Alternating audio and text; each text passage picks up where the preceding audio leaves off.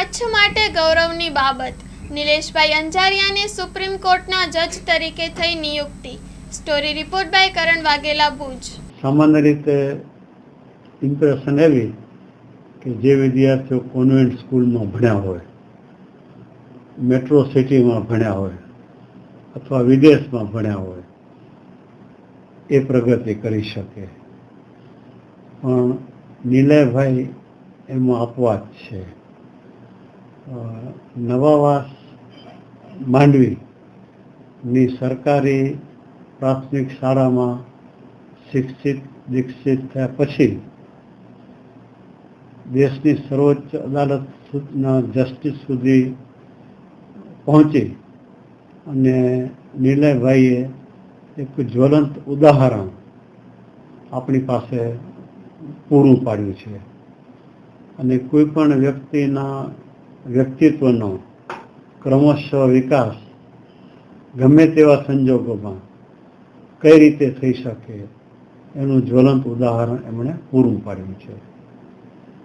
એમનો જન્મ તમે કહ્યું તેમ માંડવીમાં, પ્રાથમિક શિક્ષણ નવાવાસની સરકારી શાળામાં, માધ્યમિક શિક્ષણ માંડવીની જીટી હાઈસ્કૂલમાં, કોલેજનું શિક્ષણ એમના પિતાશ્રી ન્યાયતંત્રમાં ન્યાયાધીશ તરીકે ફરજ બજાવતા હતા એ સંજોગોમાં અમદાવાદમાં, કાયદાનો અભ્યાસ સ્વાભાવિક રીતે અમદાવાદમાં, કારણ કે તે વખતે અહીં કાયદાની કોઈ કોલેજો નહીં હતી, અને અમદાવાદમાં એલએલબી સુધીનો અભ્યાસ કર્યો. હવે એલએલબી સુધીનો અભ્યાસ કરવો એ સામાન્ય પ્રમાણમાં સરળ છે, કારણ કે તમે ડેફિનેશન સમજી લો તો પહેલાં ડેફિનેશન મૂકી દો, પછી એના ઇન્ગ્રેડિયન્ટ્સ મૂકી દો, પછી ઇન્ગ્રેડિયન્ટ્સની ચર્ચા કરો એટલે સામાન્ય રીતે તમને એલએલબીની ડિગ્રી મળી જાય. પણ એલએલએમ થવું એ બહુ મુશ્કેલ હોય છે. તો એમણે મહેનત અને જહેમત કરી અને એલએલએમની ડિગ્રી પણ મેળવી અને અમદાવાદમાં એમણે વકીલાત શરૂ કરી. અને અમદાવાદમાં હાઈકોર્ટમાં એ વકીલાત કરતા હતા ત્યારે જુદી જુદી સંસ્થાઓના લીગલ એડવાઇઝર તરીકે અથવા પેનલ એડવોકેટ તરીકે એમણે સેવાઓ આપી.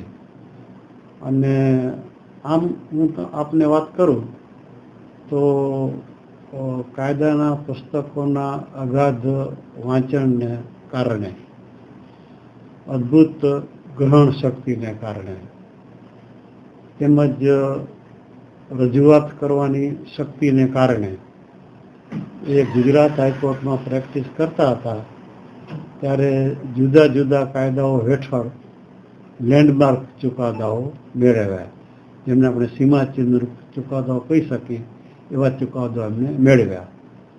અને એમને કારણે એમની ગુજરાત હાઈકોર્ટમાં જસ્ટિસ તરીકે નિમણૂક થઈ. ગુજરાત હાઈકોર્ટના જસ્ટિસ તરીકે એમણે જે લેન્ડમાર્ક ચુકાદાઓ આપ્યા એ નજરે કર્ણાટક હાઈકોર્ટના ચીફ જસ્ટિસ તરીકે એમને નિમણૂક થઈ. કર્ણાટક હાઈકોર્ટના ચીફ જસ્ટિસ તરીકે એમણે એમનામાં રહેલી અપ્રતિમ વહીવટી કુનેહનો પરિચય આપ્યો. અને એને કારણે બહુ જ ટૂંકા ગાળામાં કર્ણાટક હાઈકોર્ટના ચીફ જસ્ટિસમાંથી સુપ્રીમ કોર્ટના જસ્ટિસ તરીકે એમની પસંદગી થઈ. અને એમની જે યોગ્યતાઓ છે, મેં કહ્યું તેમ અગાધ વાંચન, અદ્ભુત ગ્રહણ શક્તિ, પાવર ઓફ એક્સપ્રેશન, વધારામાં એમનું પારદર્શક વ્યક્તિત્વ અને શાલીનતા, એ ગુણોને કારણે હું એમ માનું છું કે જો એજ ફેક્ટર એમની વિરુદ્ધમાં નહીં હોય, કારણ કે એજ ફેક્ટર મને આઈડિયા નથી, એજ ફેક્ટર જેમની તરફેણમાં હશે તો હું માનું છું કે સુપ્રીમ કોર્ટના ચીફ જસ્ટિસ તરીકે એમની પસંદગી થશે. અને એ પસંદગી થશે ત્યારે હું માનું છું કે એક નવા કીર્તિમાન સ્થપાશે, સારામાં સારું કીર્તિમાન સ્થપાશે, ઉત્કૃષ્ટ કીર્તિમાન સ્થપાશે. આપણે ઈચ્છીએ કે કર્ણાટક હાઈકોર્ટના ચીફ જસ્ટિસમાંથી વેળાસર નામદાર સુપ્રીમ કોર્ટના જસ્ટિસ થયા. એ જ રીતે જસ્ટિસમાંથી ચીફ જસ્ટિસ તરીકે પણ એ વેળાસર પ્રમોશન પામે તો એને કારણે કચ્છમાં વસતા કચ્છીઓ અને સમગ્ર વિશ્વમાં વસતા કચ્છીઓ આનંદ અને ગૌરવની લાગણી અનુભવશે. કારણ કે આજ દિવસ સુધી સુપ્રીમ કોર્ટના જસ્ટિસ તરીકે નિમણૂક કોઈ પામેલ છે કે કેમ એ અંગે બે મત છે. એક મત એવો કે MC ચાગલા સુપ્રીમ કોર્ટના જસ્ટિસ તરીકે હતા. એ વાત સાચી કે MC ચાગલા સુપ્રીમ કોર્ટના જસ્ટિસ હતા, ચીફ જસ્ટિસ હતા, પણ કચ્છમાં એમનો જન્મ થયો હતો કે કેમ એ કચ્છ સાથેનું કનેક્શન ખરું, પણ કચ્છમાં જન્મ થયા તો કે મેં ગૂગલમાં કે ક્યાં વિગત નીકળતી નથી. ત્યારે આ તો દેખીતી રીતે કચ્છી જ છે, માંડવીમાં જન્મ છે, માંડવીમાં જ ઉછેર છે, એટલે એ રીતે આપણને વધારે આનંદ અને ગૌરવની લાગણી થાય. અલબત્ત ચાગલા સાહેબ માટે પણ આપણે આનંદ અને ગૌરવની લાગણી અનુભવીએ એ સ્વાભાવિક છે, કારણ કે એમના કચ્છ કનેક્શન તો હતા અને એ તો સુપ્રીમ કોર્ટના ચીફ જસ્ટિસ થયેલા, પછી શિક્ષણ મંત્રી થયેલા, એમ્બેસેડર થયેલા, અને MC ચાગલાની પ્રગતિ પણ ખરેખર ખૂબ જ સારી હતી.